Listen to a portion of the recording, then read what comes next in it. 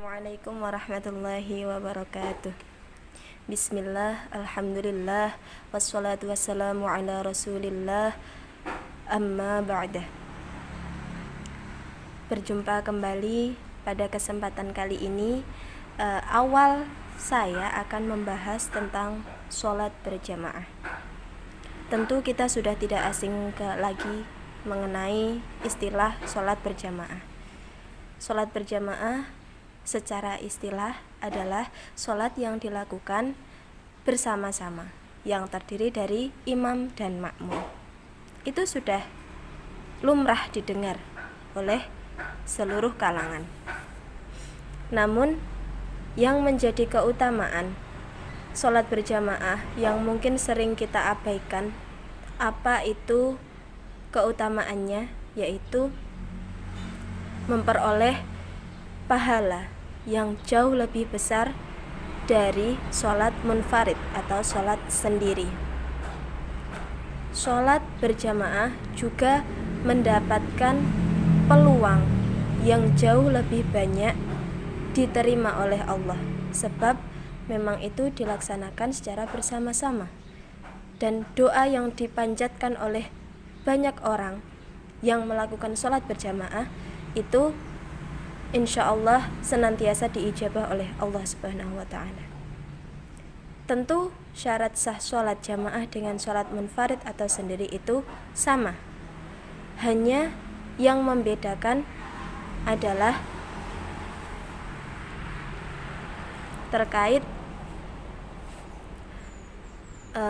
pelaksanaannya. Entah itu pelaksanaannya bersama dua orang, yaitu imam dan makmum saja, atau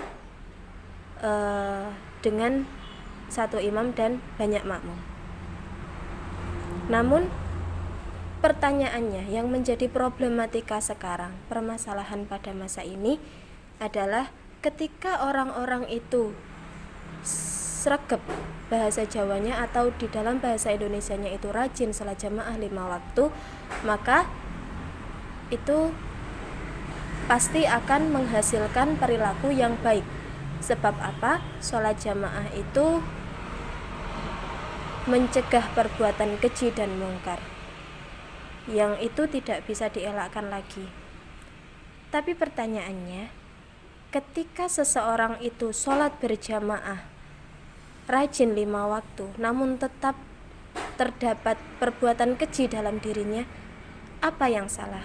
Apakah sholatnya atau orangnya? Nah, disinilah letak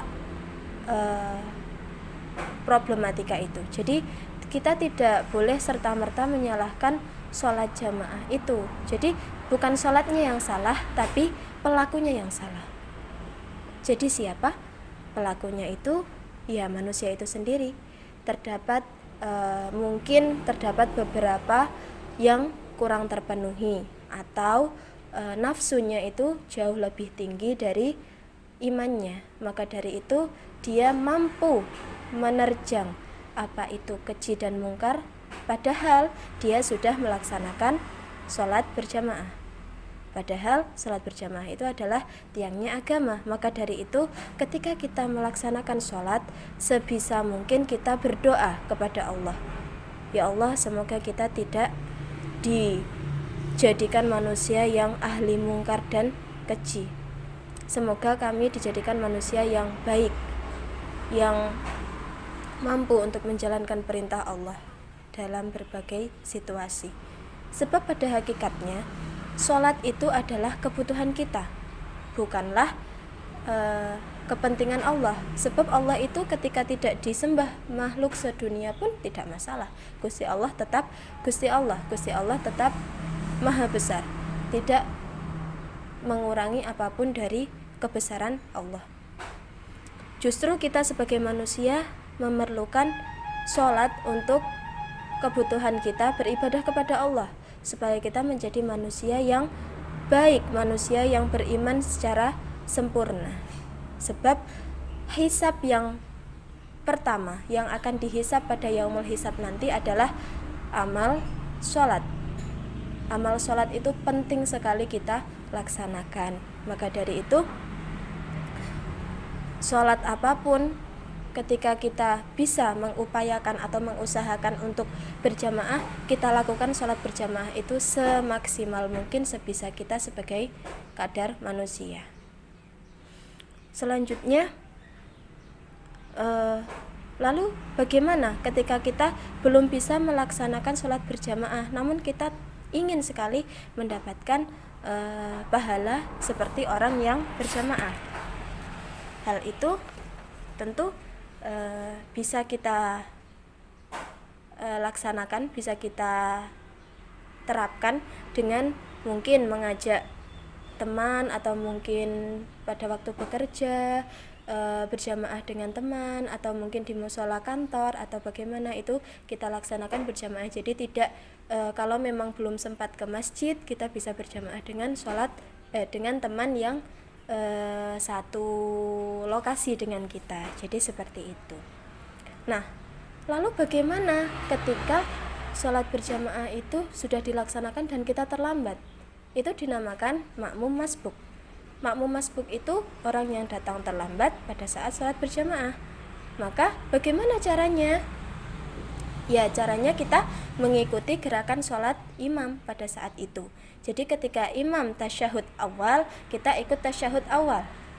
Dan ketika imam itu salam, selesai sholat, kita tidak boleh ikut salam, tapi kita mengganti rakaat yang kita tertinggal tadi. Semisal sholat zuhur, kita mengikuti sholat zuhur dan kebetulan itu imam pada posisi sudah tasyahud awal atau tahiyat awal, duduk pada tahiyat awal. Itu kita mengikuti saja gerakannya. Nah, itu kan sudah gerakan yang kedua. Maka gerakan yang ketiga, keempat kita mengikuti imam. Ketika imam itu salam, kita mengganti gerakan yang rakaat pertama dan rakaat kedua. Setelah itu kita salam. Begitu ya. Lalu tata cara menata shaf pada waktu imam itu pada waktu kita berjamaah. Jadi shaf yang kita tata itu harus lurus, tumit bertemu dengan tumit ya. Jadi tidak boleh ada gangnya, harus rengket rapi begitu ya, tidak boleh ganggang. Namun kalau di masa pandemi ini kita memang diharuskan untuk berjarak. Sebab apa? Memang kondisi kesehatan kita jauh diutamakan, lebih diutamakan daripada harus kita menata shaf tapi nanti berakibat yang tidak baik, yang kurang baik, begitu ya. Nah, sekian mungkin yang dapat saya sampaikan. Semoga memberikan manfaat kepada seluruh penonton di YouTube channel ini.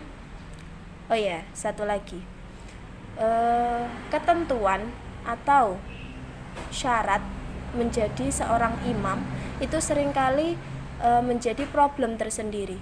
Lalu bagaimana sih sebetulnya seorang imam itu harus kita pilih? Kita melihat dari mananya? Pertama, memang harus baligh, dan bacaan Al-Qur'annya, bacaan sholatnya itu harus bagus, karena itu seorang imam menjadi penanggung jawab atau seorang imam itu menjadi leadernya di sholat itu, pemimpin pada saat sholat, maka harus memberikan contoh yang baik. Nah, kalau yang dipimpin sholat itu adalah laki-laki, maka imamnya juga harus laki-laki. Ketika yang dipimpin sholat itu adalah perempuan, maka boleh imam perempuan. Dan ketika sholat berjamaah dan itu hanya makmum dan imam, jadi 2 orang saja, maka makmumnya berada di sebelah kanan imam. Maka dari itu ya tidak boleh di sebelah kirinya. Ketentuannya memang harus di sebelah kanan, jadi sebelah kanan agak ke belakang imam. Dan makmum ketika itu berjumlah banyak, maka di belakang imam semuanya, tidak ada yang di sisi kanan ataupun di sisi kiri, jadi di belakang semuanya. Jadi softnya pun tertata rapi, begitu ya.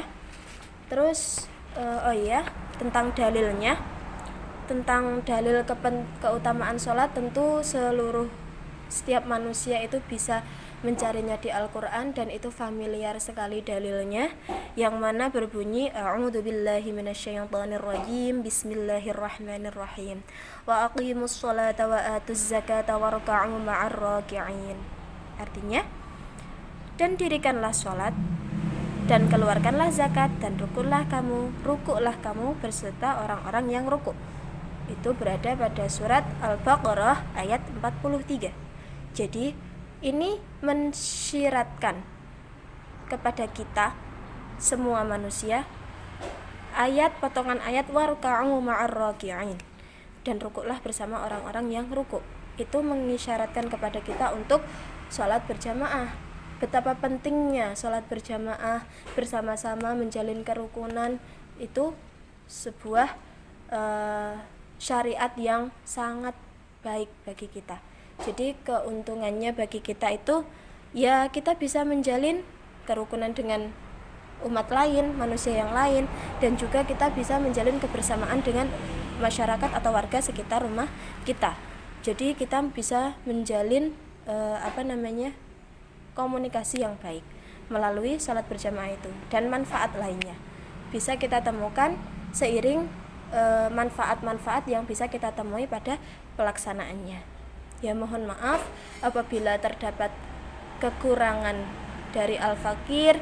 Semoga bisa menginspirasi seluruh subscriber, penonton pada channel YouTube ini, dan mohon jangan lupa untuk like, comment, and subscribe dan share, sehingga kami bisa termotivasi untuk memberikan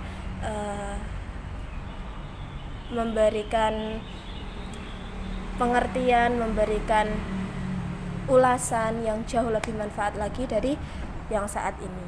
Sekian, wassalamualaikum warahmatullahi wabarakatuh.